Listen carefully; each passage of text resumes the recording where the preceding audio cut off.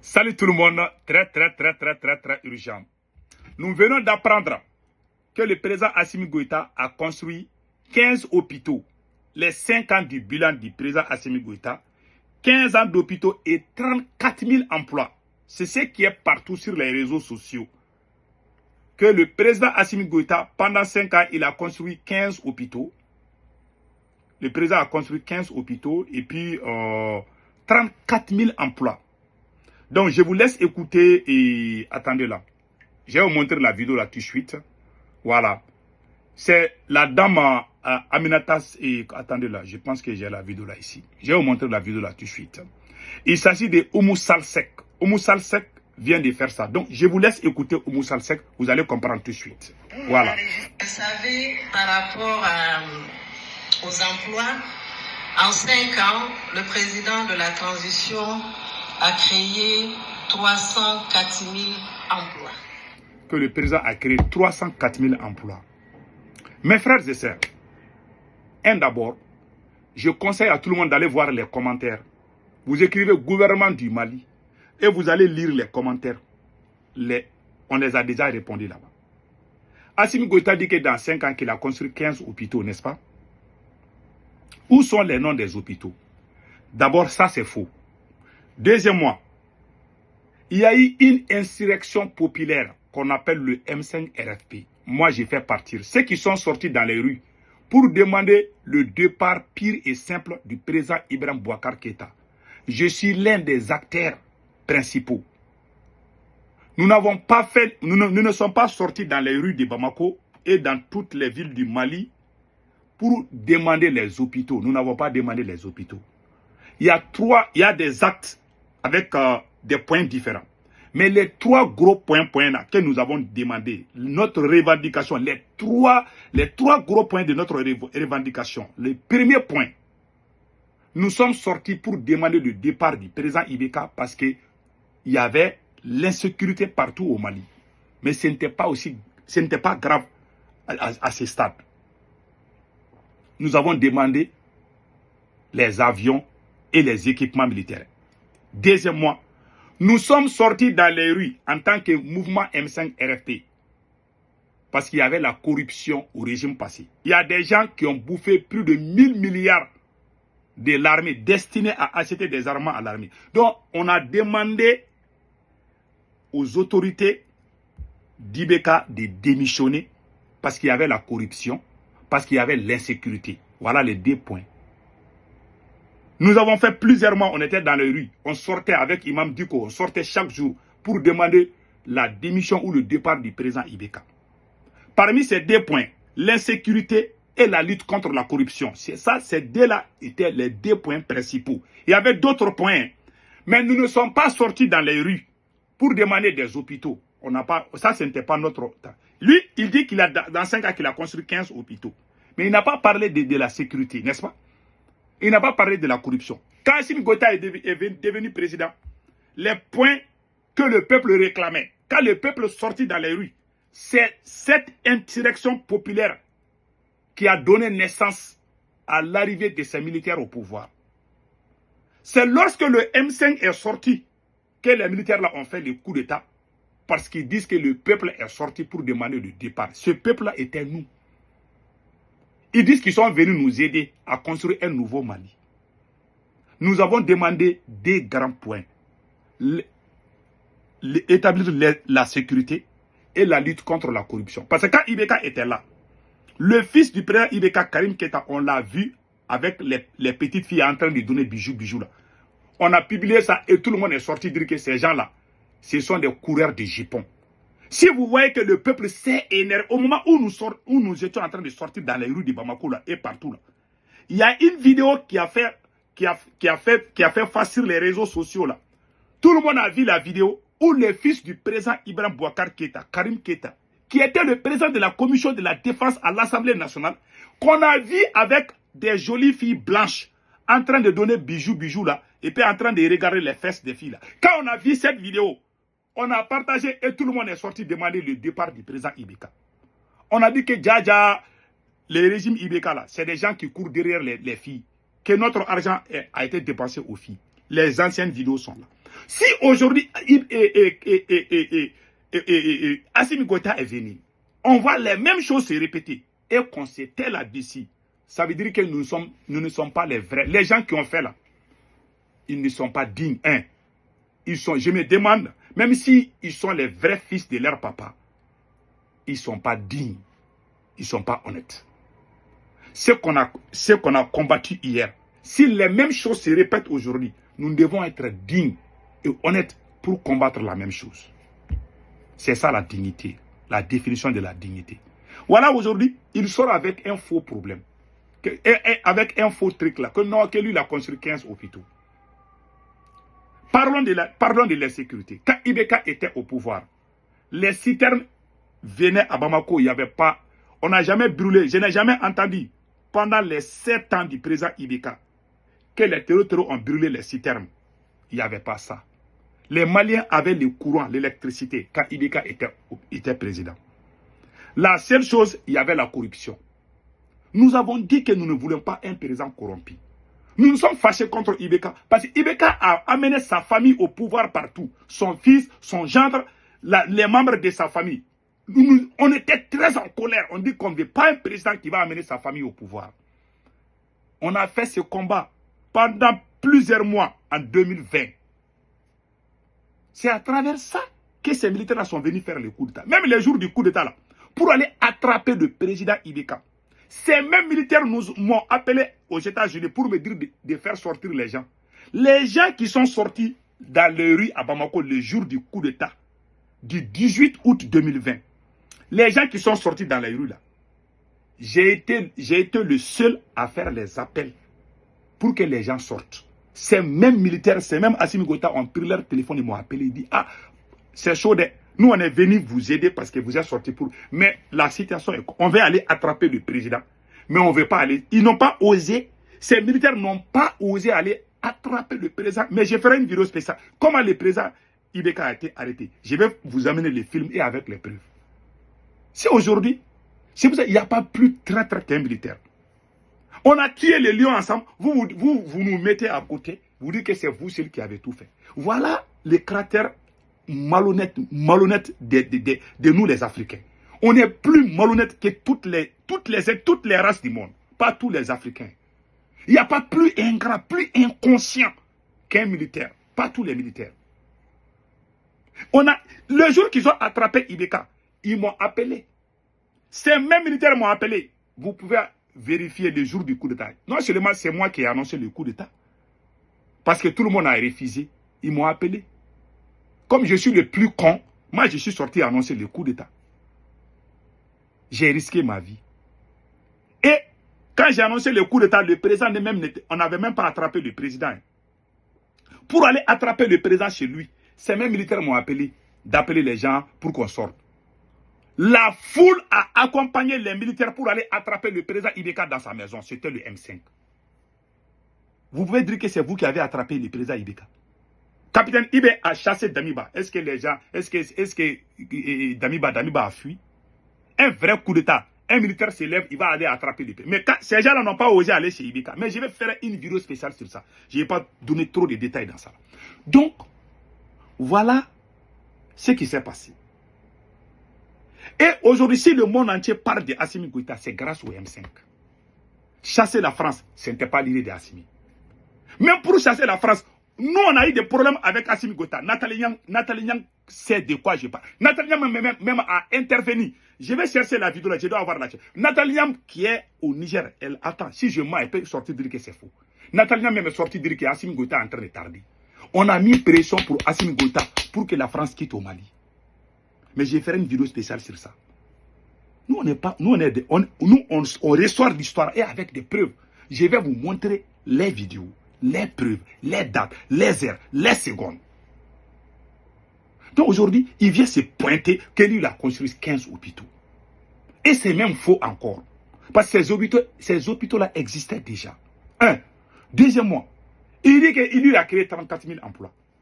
Toi, les gens qui travaillent là, les gens qui travaillent dans les mines d'or là, toi tu es allé fermer là-bas. Il y a coupure d'électricité. Quand Ibeka était là, il y avait le courant. Quand Ibeka était là, les gens travaillent, les tailleurs. Tout le monde est en chômage aujourd'hui parce qu'il n'y a pas d'électricité. Les soudeurs, les gens qui font des petits travaux là, ils ont fermé leur atelier. Toi, tu viens te pointer pour dire que toi, tu as créé plus d'emplois. Tout le monde est devenu conducteur de mototaxi au Mali. Toi, tu viens nous dire quoi ici? Allez-y, les mototaxis. Il y a beaucoup de tailleurs, des gens qui ont fermé leur entreprise à cause du manque d'électricité. Tu vas venir dire que toi, tu as créé 34 000 emplois. Des mensonges sur mensonges, mensonges sur mensonges. Toi, tu as fait quoi? En matière d'insécurité, tu as fait pire que les autres présidents. Nous, on a combattu Ibeka parce qu'on n'avait pas Kidal. On a réclamé Kidal.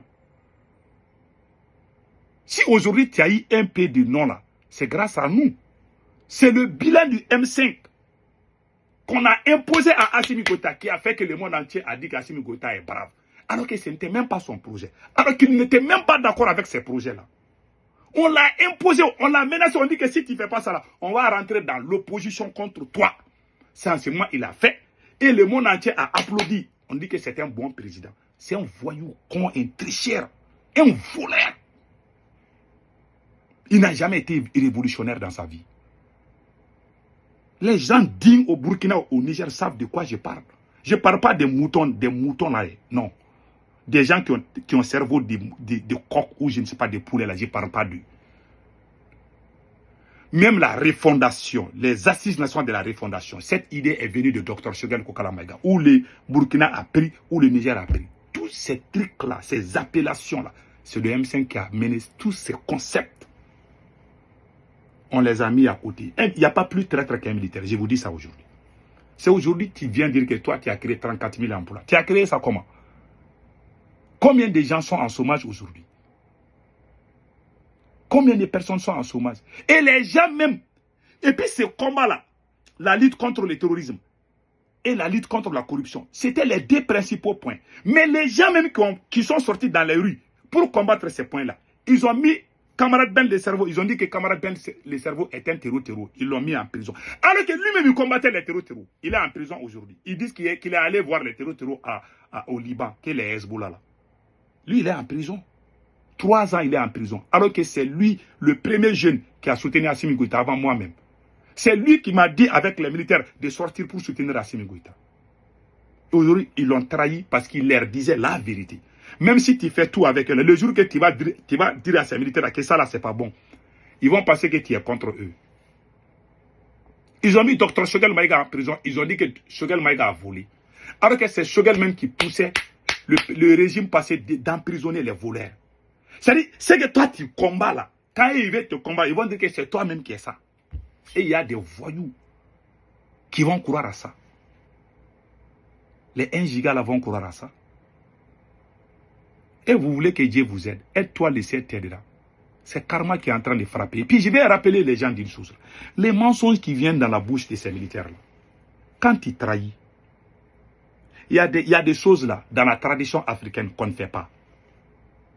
Assimi Goïta et ses camarades militaires sont allés jurer sur le Coran. Ils sont allés jurer sur le Coran qu'ils ne vont pas trahir le Mali. Ils ne vont pas trahir entre eux-mêmes. Quand ils ont trahi, le mot trahison est devenu un virus dans leur vin maintenant. C'est des choses très très dangereuses qu'on ne doit pas faire. C'est comme si toi tu jures. Il y a certaines choses quand tu jures que tu ne vas pas boire l'alcool. Wallahi, moi-même dans notre quartier, il y a quelqu'un là. Il a juré, il est allé faire des serments là. Il est allé voir un marabout. Le marabout dit, je vais te faire ça là. Mais si tu bois l'alcool, tu vas devenir soulard dans ta vie. Il a juré qu'il ne va jamais boire l'alcool. Un jour, il s'est caché pour boire l'alcool là. Ah, maintenant il dort dans les bars. Il est devenu alcoolique. Il y a des choses quand tu jures. Les gens qui sont... Je parle des vrais Africains. Je ne parle pas des gens qui sont nés dans les petites familles où la grand-mère même ne connaît rien. Nous, on a grandi avec nos grands-parents qui nous enseignent ces choses-là. Il ne faut pas les faire. Quand il a juré qu'il ne va pas boire, quand il a bu là, il est devenu soulard. Il y a des choses quand tu jures sur ça et que tu répètes une seule fois là, ça va devenir virus dans ton veine. Quand Assimi Goïta a juré qu'il ne va pas trahir, Et les 5 généraux ont juré qu'ils ne vont pas trahir. Quand ils ont commencé à trahir là, c'est devenu, quand ils ont commencé à trahir, la trahison d'abord s'est transformée en mensonge dans leur vin. Quand tu ne mens pas, ils ne t'aiment pas. Il faut que tu mens, et même ils savent que toi tu mens. Et aussi ils savent que les gens savent qu'eux aussi ils mentent. Donc c'est devenu mensonge, plus mensonge est égal à mensonge. Voilà la vie de ces militaires. Parce que c'est devenu accro dans leur vin. Il faut que tu mentes. Même Boubou Mabel Diawara a dit ça. Hein. Boubou Mabel, j'ai la vidéo que je vais vous montrer. Boubou Mabel Diawara a dit, je vous laisse écouter.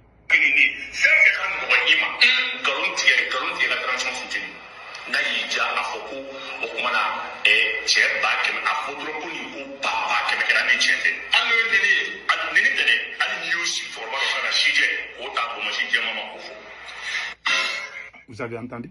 Boubou Mabel Diawara a dit, en ce moment, il n'était pas trop dans l'affaire de la transition. Il a dit que lui, il a remarqué quelque chose. En ce moment, il était contre la transition. Il dit que lui, Boubou Mabel insultait ses militaires tout le temps. Un jour, il a changé. Il dit que lui, il a compris quelque chose. Pour que tu sois ami avec ces militaires-là, il faut que tu mens. C'est ce qu'il vient de dire. Quand il disait ça là, il n'était pas soutien de il n'était pas quelqu'un qui soutenait ces militaires-là. Il a dit ça comme ça dans un passage. Quand il a commencé à soutenir ces militaires-là, moi je suis allé au Mali.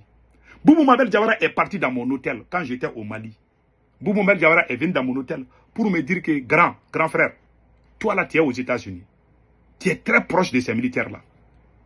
Tu n'as pas de porte entre toi et Assimi Goïta. Tu peux aller voir les présidents quand tu veux là. Toi, tu as cette opportunité. Mais parfois, toi, tu les contredis, c'est pas bon. Boubou Mabel m'a dit de ne pas contredire ces militaires-là.